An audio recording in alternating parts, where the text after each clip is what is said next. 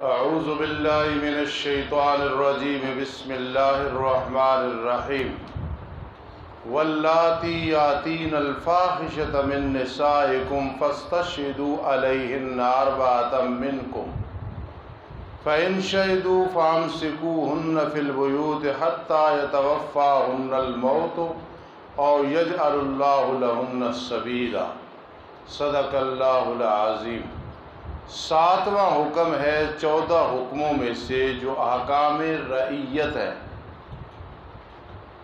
عورتوں کو وراثت سے حصہ ضرور دو، لیکن اگر ان سے زنا سرزد ہو جائے ان پر شرعی حکم نافذ کرو۔ ساتواں حکم احکام رعیت میں سے یہ ہے، سورۃ النساء میں، عورتوں کو وراثت سے حصہ ضرور دو، لیکن اگر ان سے زنا سرزد ہو جائے ان پر شرعی حکم نافذ کرو۔ پھر آگے واللذان یاتیانہا آ رہا ہے، یہ اسی 7ویں حکم کے متعلق ہے۔ یہ بات اگر ساتھ لکھ لو نا تو آسانی رہے گی۔ یہ 7ویں حکم کے متعلق ہے۔ اب سنو، اور وہ عورتیں جو آئے بے حیائی کو، مراد یہاں زنا ہے، تمہاری عورتوں میں سے، یعنی مسلمان عورتیں، پس تم گواہ بناؤ ان پہ 4 اپنوں میں سے، 2 مرد کے متعلق 2 عورتوں کے متعلق 4 گواہ ہو گئے۔ پس اگر وہ گواہی دیں پھر روک کے رکھو ان عورتوں کو گھروں میں یہاں تک کہ فوت کرے انہیں موت۔ میں نے پہلے ایک دن کہا تھا توفا کا معنی موت نہیں ہوتا، پورا لینا ہوتا ہے، لیکن جب کوئی قرینہ آ جائے پھر اس کا معنی موت ہوتا ہے۔ اللہ یتوفی الانفس حین موتہا، وہاں یتوفا کا معنی موت ہے کیونکہ حین موتہا۔ یہاں دیکھ رہے ہو یتوفاہن الموت، اذ قال اللہ یا عیسیٰ انی متوفی کا، وہاں قرینہ کوئی نہیں، اس سے مراد ہے پورا آسمان پہ اٹھا لینا۔ شاباش۔ تو یہاں میں نے اس کا موت ہے، یہاں تک کہ فوت کرے انہیں موت یا کر دے اللہ تعالیٰ ان کے لیے کوئی راستہ۔ پہلی بات سمجھنا، یہ اس وقت تھا جب حدود کا نزول نہیں ہوا تھا کہ شادی شدہ کی یہ سزا ہے سنگسار، غیر شادی شدہ کی جو سزا ہے وہ 100 کوڑے مارنے۔ یہ اس وقت حکم نازل ہوا تھا کہ ابھی حدود کا حکم نازل نہیں ہوا۔ پھر اللہ نے سبیل بنا دیا نا۔ وہ سبیل کیا تھا؟ وہ سبیل کیا تھی کہ شادی شدہ کو سنگسار ہے اور جو دوسرے ہیں غیر شادی شدہ 100 کوڑے ہیں۔ اب آگے چلتے ہیں۔ اور وہ لوگ جو آئے اس کام کو، توجہ کرنا، تم میں سے پھر انہیں تکلیف پہنچاؤ، بس اگر وہ توبہ کر لیں اور اصلاح کر لیں پھر تم ان سے اعراض کرو۔ ان اللہ کان توابا رحیما، بے شک اللہ تعالیٰ ہے بہت بڑا توبہ قبول کرنے والا، بہت بڑا مہربان۔ بڑا مشکل مقام ہے، ذرا پوری توجہ رکھو گے پھر سمجھ آئے گی، زبیر وغیرہ سارے ساتھی۔ پہلی بات ہے کہ واللذان یاتیانہا سے کیا مراد ہے؟ یہ سب سے پہلے حکم نازل ہوا کہ 2 زنا کرنے والے انہیں اذیت پہنچاؤ، توبہ کر لیں، اصلاح کر لیں، اعراض کرو۔ یہ پہلے حکم تھا۔ توجہ، واللاتی یاتین الفاحشہ یہ دوسرا حکم ہے، یہ پہلا حکم ہے۔ یہ جو دوسری آیت ہے نا یہ پہلا حکم ہے، اور جو پہلی آیت ہے یہ دوسرا حکم ہے۔ یہ حکم اس سے منسوخ ہو گیا۔ واللذان یاتیانہا منکم فآذوہما، اب تھوڑی بہت تکلیف نہیں پہنچانی بلکہ فاستشہدوا علیہن اربعۃ منکم، پھر ان کو گھروں میں روک کے رکھو، اللہ کا کو حکم آ جائے۔ پھر وہ جو آیات نازل ہوئی نا شادی شدہ اور غیر شادی شدہ کے لیے، تو یہ واللاتی یاتین الفاحشہ یہ بھی منسوخ ہو گیا حکم۔ اب قیامت تک حکم یہی چلے گا، غیر شادی شدہ کو 100 کوڑے اور شادی شدہ کو سنگسار کرنا ہے۔ پہلی بات یہ سمجھ لیے۔ کہ یہ حکم واللذان یاتیان منسوخ ہو گیا، واللاتی یاتین تو دوسری آیت پہلی سے منسوخ ہو گئی، اب یہ بھی منسوخ ہو گئی ہے، تلاوت باقی، ثواب باقی، لیکن حکم چلے گا فَاجْلِدُوا كُلَّ وَاحِدٍ مِّنْهُمَا 100 جلدہ الشیخ والشیخۃ اذا زنیا فارجموها، بس بات ختم ہو۔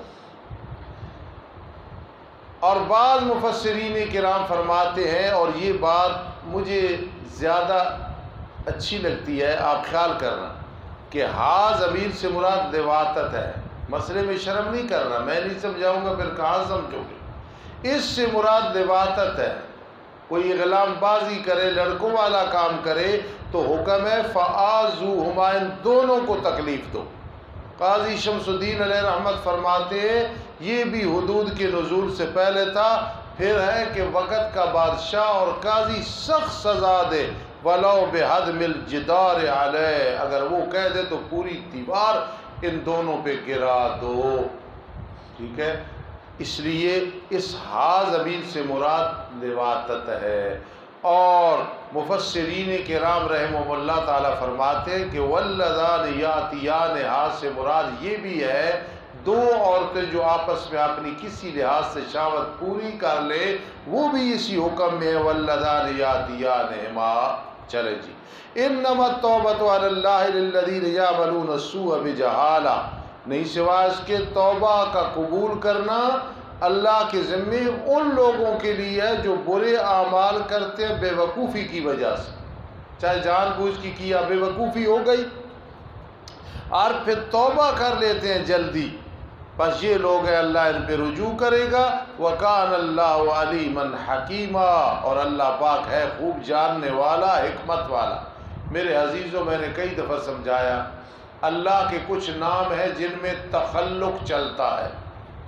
یا علیم، اللہ فرماتا ہے تو بھی علم پڑھ، عالم الغیب تو نہیں بنے گا، علم پڑھ۔ یا حکیم، اللہ فرماتا ہے حکمت عملی کا، حکمت عملی سمجھتے ہو، بجائے اس کی کہ انسانوں پراپگنڈا کرے، کوئی اور طریقہ، حکمت عملی سے کسی کام کو نمٹا لینا اللہ کو بہت زیادہ پسند ہے، ٹھیک ہے جی۔ قاری انعام اللہ، ضیاء الرحمن فاروقی، شعیب تنگ کرے تو استاذ کا کام ہے حکمت عملی سے، جو ان کی شرارتوں کا ٹائم یا تنگ کرنے کا ٹائم، اس ٹائم کو چلو بھائی منظر یاد کرو، 10 بجے کے بعد گپے لگاتے، موبائل استعمال کرتے، چلو بھائی 10:15 سے پہلے سو جاؤ، کل آپ نے استاد بننا ہے۔ اس لیے میں سمجھا رہا ہوں اللہ کے جتنے نام ہیں ان میں تحلق چلتا ہے، اور ایک نام ایسا ہے یا اللہ، اللہ یہ نہیں فرماتا تو بھی الہ بن جا، اللہ فرماتا ہے میرے ساتھ تعلق بنا لے، الہ میں ہوں حاجت روا مشکل کش۔ ان لوگوں کے لیے جو برے عمل کرتے ہیں، ان لوگوں کے لیے جو عمل کرتے ہیں برے، یہاں تک کہ جب حاضر ہو ان میں سے ایک کو موت تو کہتا ہے بے شک میں نے توبہ کیا، اس وقت توبہ قبول نہیں ہوتی جب علامات آ جاتی ہیں، اور نہ وہ لوگ یموتون کے مرتے اور حالانکہ وہ کافر ہوتے، ان کی بھی توبہ قبول نہیں ہوتی۔ مسلمان موت کی علامت آ جائے توبہ کرے تو توبہ قبول نہیں، موت کی علامت سے پہلے،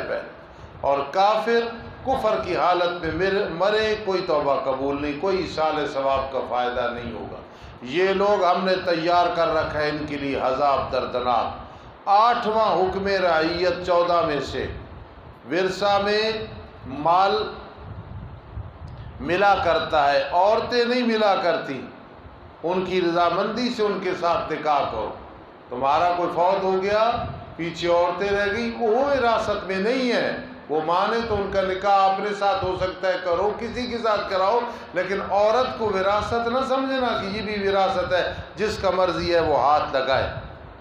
مفسرین لکھتے ہیں کہ اہل جاہلیت جب کوئی ایک فوت ہو جاتا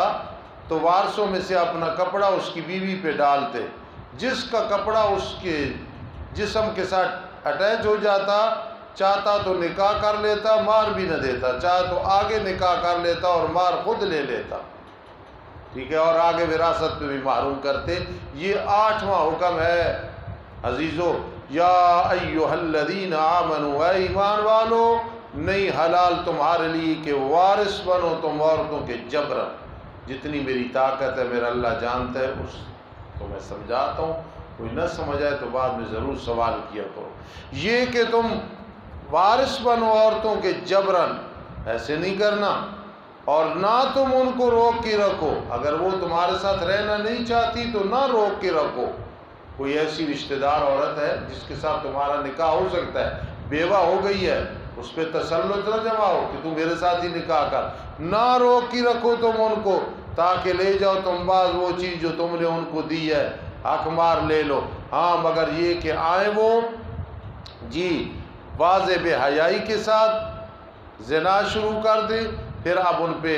زبردستی کر سکتے ہو کہ اپنا نکاح کرو، ایسے نہیں زندگی گزرے گی۔ وَعَاشِرُوهُنَّ بِالْمَعْرُوفِ، اور زندگی گزارو ان کے ساتھ اچھے طریقے سے اگر تمہارے نکاح میں آ جائیں۔ بس اگر تم ان کو ناپسند سمجھتے ہو، شکل اچھی نہیں یا سیرت اچھی نہیں، فَعَسَىٰ أَن تَكْرَهُوا شَيْئًا، قریب ہے کہ تم ایک چیز کو ناپسند سمجھو گے، وَيَجْعَلُ اللَّهُ فِيهِ خَيْرًا كَثِيرًا، اللہ اس میں خیر کثیر پیدا کر دے گا۔ سید عبد المجید ندیم شاہ رحمۃ اللہ تعالی علیہ وقت کا خطیب تھا، میں کہا کرتا ہوں عطاء اللہ بدیالوی حفظہ اللہ اور ندیم صاحب ضیاء القاسمی صاحب مرحوم، یہ فنی خطیب تھے، اللہ ان جیسے ہزاروں خطیب پیدا فرمائے۔ وہ فرماتے تھے مجھے دو آدمیوں نے خط لکھا، ایک نے کہا جی میری شادی ہوئی، بیوی کا رنگ کالا، کوئی صورت اچھی نہیں ہے، دوسرے نے کہا بہت خوبصورت ہے۔ سال کے بعد دونوں کے پھر خط آئے، ایک نے کہا جس نے کہا بیوی کالی، اللہ نے مجھے چاند جیسا بیٹا عطا کیا ہے، اور دوسرے نے کہا جی وہ تو دوڑ گئی، میرے ساتھ اس نے رہنا پسند نہیں کیا۔ ندیم صاحب ایسے مقام پہ سناتے تھے فَعَسَىٰ أَن تَكْرَهُوا شَيْئًا، قریب ہے کہ تم ایک چیز کو ناپسند سمجھو گے، وَيَجْعَلُ اللَّهُ فِيهِ خَيْرًا كَثِيرًا،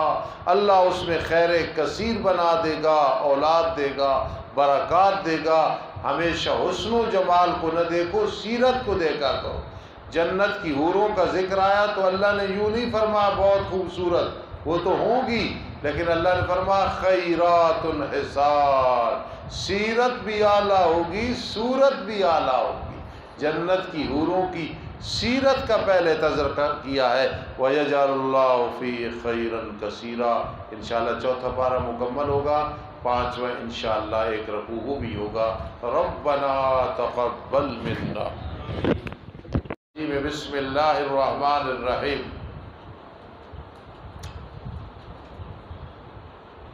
اور اگر تم ارادہ کرو تبدیل کرنے بیوی کا جگہ دوسری بیوی کے، کہ اس گلے بابونہ کو چھوڑتے ہیں اور دوسرے کسی خوشبو سے نکاح کر لیتے ہیں، زوج زوج جناس الاشتقاق ہے، اور تم دے چکے ہو ان میں سے ایک کو ڈھیر مال،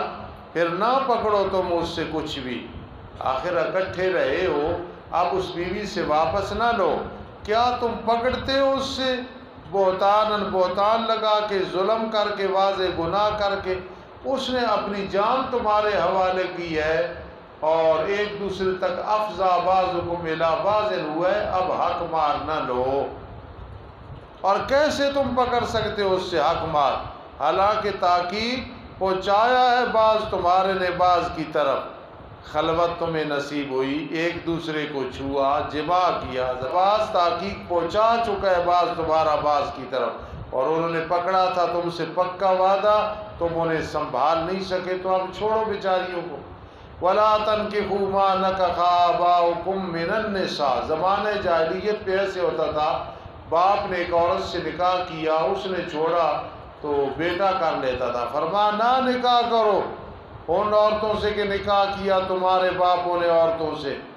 ماں غیر ذوی العقول کے لیے آتی ہے، تو عورتیں تو ذوی العقول ہیں، مولوی زبیر کو زیادہ پتہ ہے، تو یہاں ماں سے مراد ذوی العقول ہیں، کیونکہ یہ ایک دوسرے کی جگہ استعمال ہوتے رہتے ہیں، من اکثر ذوی العقول، ماں اکثر غیر ذوی العقول، ایک دوسرے کی جگہ استعمال ہوتے رہتے ہیں۔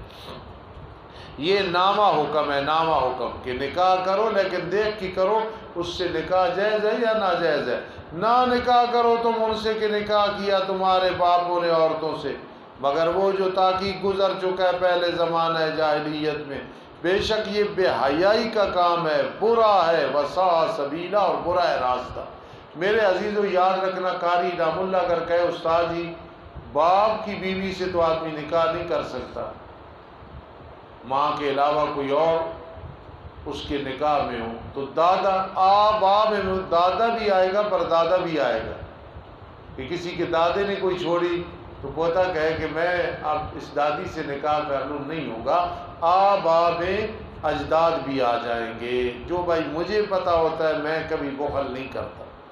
اب ایک علمی بات سمجھے، تفسیر کبیر میں امام رازی رحمہ اللہ نے لکھا ہے فاحشہ کبھی یہ عقلی ہے، مقتا کبھی یہ شرعی ہے، سا سبیلا کبھی یہ عرفی ہے۔ ایک چیز بری ہوتی ہے عقل قاعدہ، دیکھو یہ بری ہے، قرآن نے کہا فاحشہ باپ کی بیوی سے نکاح نہ کرنا عقلی کبھی ہے، مقتا شرعی بھی بری چیز ہے، اور عرفی بھی۔ سمجھی بات؟ اور حوالہ لکھ لینا تفسیر کبیر، جب قرآن پڑھاؤ گے پھر یہ حوالے فائدہ دیں گے۔ حرمت علیکم امہاتکم، حرام کی گئی ہیں تم پہ تمہاری مائیں، مائیں حرام ہیں۔ اس میں دادیاں بھی آ گئی اور نانیاں بھی آ گئی امہات میں، اور تمہاری بیٹیاں تم پہ حرام ہیں، اس میں پوتیاں بھی آ گئی، نواسیاں بھی آ گئی۔ تمہاری بہنیں حرام ہیں تم پہ، سگی بہن باپ کی طرف سے یا ماں کی طرف سے، تینوں قسمیں جی، آیانی اللاتی احیافی، اور تمہاری پھوپھیاں چاہے تمہارے باپ کی سگی بہن ہیں، چاہے باپ کی طرف سے بہن ہے، چاہے ماں کی طرف سے بہن ہے، لیکن منہ بولی بہن بنا لینا اور پھر اس کو وہی حقوق کے جو حقیقت میں بہن کے ہوتے ہیں یا وہ حرام ہے، یہ نہیں ہے۔ یہ رشتے ہی کوئی نہیں جو منہ بولے، دینی طور پہ آدمی فلاں بہن ہے فلاں بھائی ہے، اس میں کوئی حرج نہیں، لیکن یہ حقیقی رشتے نہیں بنتے۔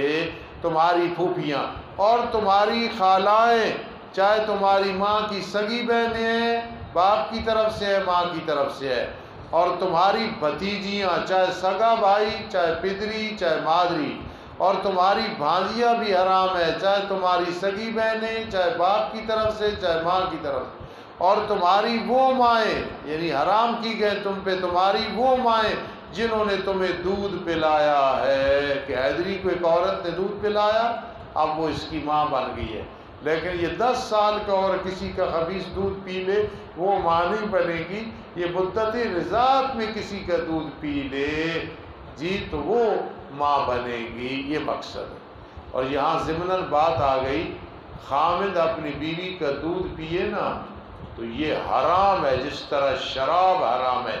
یہ مسئلہ زندگی میں بیان کرنا ہے، حرام ہے، نکاح نہیں ٹوٹتا، یہ انسانوں والا کام نہیں ہے، جانوروں والا کام ہے۔ جو خامد بیوی کا دودھ پیے اس نے حرام کام کیا، جس طرح شراب اور خنزیر کھایا پیا ہے۔ تم کو استاد ایسی باتیں کرتے ہیں، کل تمہیں ضرورت پڑے گی ایسی مسائل، میں الحمدللہ مطالعہ کرتا رہتا ہوں، جو مجھے پتہ ہوتا ہے میں آپ کو بتاتا ہوں۔ اور تمہاری مائیں جنہوں نے تمہیں دودھ پلایا ہے، اور تمہاری بہنیں جو دودھ کی وجہ سے جس کے ساتھ مل کے دودھ پیا وہ رضائی بہن ہے، لیکن اس رضائی بہن کو وراثت نہیں ملے گی۔ سنے بندے علی صاحب؟ ہاں جی۔ اور تمہاری بیویوں کی مائیں جو تمہاری ساسیں ہیں نا، وہ بھی حرام ہے کہ کبھی ان سے نکاح نہ کرنا، بلکہ جو آدمی اپنی ساس کو شہوت کے ساتھ ہاتھ لگا دے نکاح ہی ٹوٹ جاتا ہے، حرمت مصاہرہ پیدا ہو جاتی ہے۔ اور تمہاری بیویوں کی بیٹیاں، کہ قاری انعام اللہ نے ایک عورت کے ساتھ نکاح کیا اور اس کی کوئی بیٹی تھی جو پچھلے خامن سے تھی، تو حضرت اس کے ساتھ نکاح نہیں کر سکتے۔ اور تمہاری بیویوں کی بیٹیاں جو تمہاری گودوں میں ہے، یہ اتفاقی قید ہے، چاہے وہ پیچھے چھوڑ آئیں اپنی ان عورتوں سے جن کے ساتھ تم نے دخول کیا ہے۔ اگر قاری انعام اللہ نے ایک عورت سے نکاح کیا، صرف نکاح کیا، چھوڑ دیا، اس کی پچھلے خامن سے کوئی بیٹی ہے تو یہ اس سے نکاح کر سکتے ہیں۔ بس اگر تم نے دخول نہیں کیا، دخول سمجھ رہے ہو نا، صحبت، وظیفہ ازدواجیت، مزید مولانا احمد اس پہ روشنی ڈال دیں گے، میرے پاس ٹائم نہیں۔ فلا جناح علیکم، تم پہ کوئی گناہ نہیں ہے کہ چونکہ وہ تمہاری صحبت نہیں ہوئی، ازدواجیت نہیں ہوئی، تو اس کی بیٹی سے نکاح کر سکتے ہو۔ اور تمہارے بیٹوں کی بیویاں جو تمہارے صلبی بیٹے ہیں، نبی علیہ السلام کے متبنہ بیٹے تھے حضرت زید رضی اللہ تعالی، وہی تھے نا، فلما قضا زید منہا وطرا، انہوں نے حضرت زینب رضی اللہ تعالی سے نکاح کیا تھا، جو بڑے امیر خاندان کی تھی، چھوڑ دیا تو میرے آقا نے نکاح کیا تو لوگوں نے جو ہے نا یہ پراپگنڈا کیا، آج قاری نام اللہ سب پڑھ رہے تھے صبح، تو ایت نازل ہوئی ما کان محمد نبا احد من رجالکم ولکن رسول اللہ وخاتم النبیین۔ تو نبی علیہ السلام کی اولاد چھوٹی، بچے فوت ہو گئے تھے، کہنے سے کوئی بیٹا نہیں بنتا، تو فرمایا تمہارے بیٹوں کی بیویاں جو تمہارے صلبی بیٹے ہیں، صلبی یعنی متبنہ بیٹے نہیں،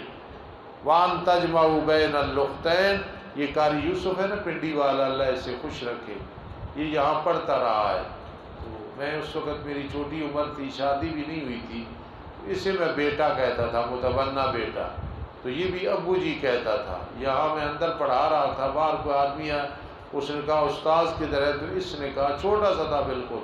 ابو جی اندر پڑھا رہے ہیں، تو وہ آگے غصے میں کہتا ہے کہ استاد نے پتر کے تو جم پیا، استاد نے شادی نہیں کی تھی۔ تو یہ اس طرح کسی کو بیٹا کہنے سے وہ بیٹا نہیں بنتا، بیٹا وہی ہے جو اپنا بیٹا ہے۔ وان تجمعوا بین الاختین، جی، اور یہ کہ تم جمع کرو دو بہنوں کے درمیان، چاہے وہ لوڈیاں ہیں چاہے آزاد ہیں، کہ اویس کہے میں نے اس سے نکاح کیا، اب اس کی بہن سے بھی کر لوں، اس کو چھوڑے گا یا مرے گی تو پھر نکاح کرے گا۔ الا ما قد سلف، مگر وہ جو تاکید گزر چکا ہے، ان اللہ کان غفورا رحیما، بے شک اللہ تعالی ہے بہت بڑا بخشش کرنے والا، بہت بڑا مہربان۔ چونکہ سبق نہایت مشکل ہے سمجھانے کے لحاظ سے، انشاءاللہ ہفتے کے دن اگلا پارہ شروع کریں گے، اور سوموار کے دن انشاءاللہ امتحان ہوگا اس پارے کا، چوتھے پارے کا انشاءاللہ۔ الحمدللہ رب العالمین والعاقبۃ للمتقین والصلاۃ والسلام علی رسول محمد وآلہ واصحابہ اجمعین۔ یا فتاح یا عزیز یا قادر یا مقلب القلوب یا مصرف القلوب یا محرک القلوب یا ودود، یا اللہ یا ودود یا عزیز یا حکیم، رب انی مسنی الضر وانت ارحم الراحمین، افوض امری الی اللہ ان اللہ بصیر بالعباد، رب انی مسنی الضر وانت ارحم الراحمین، حسبنا اللہ ونعم الوکیل، رب انی مغلوب فانتصر، لا الہ الا اللہ محمد رسول اللہ، یا رحمان یا رحیم، سبحان اللہ وبحمدہ سبحان اللہ العظیم، رب اغفر لی بفضلک، رب اغفر لی بفضلک، یا حی یا قیوم برحمتک نستغیث، اللہم انا نسألک العفو والعافیۃ فی الدین والدنیا والآخرہ، اللہم انا نجعلک فی نحورہم ونعوذ بک من شرورہم، لا مرغوبی الا اللہ ولا مطلوبی الا اللہ ولا محبوبی الا اللہ ولا الہ الا اللہ، لا مرغوبی الا اللہ ولا مطلوبی الا اللہ ولا محبوبی الا اللہ ولا الہ الا اللہ، رب ارحمہما کما ربیانی صغیرا، رب ارحمہما کما ربیانی صغیرا، رب ارحمہما کما ربیانی صغیرا، ربنا هب لنا من ازواجنا وذرياتنا قرة اعين واجعلنا للمتقين اماما، اللهم استر عوراتنا وآمن روعاتنا، اللهم استر عيوبنا، اللهم اغفر ذنوبنا، ربنا ولا تحملنا ما لا طاقة لنا به، واعف عنا واغفر لنا وارحمنا، انت مولانا انت مولانا انت مولانا انت مولانا انت مولانا انت مولانا انت مولانا انت مولانا انت مولانا، ربنا ولا تحملنا ما لا طاقة لنا به، واعف عنا واغفر لنا وارحمنا، انت مولانا انت مولانا انت مولانا فانصرنا علی القوم الکافرین لا الہ الا انت سبحانک انی کنت من الظالمین لا الہ الا انت سبحانک انی کنت من الظالمین آمین یا رب العالمین برحمتک یا ارحم الراحمین سبحان اللہ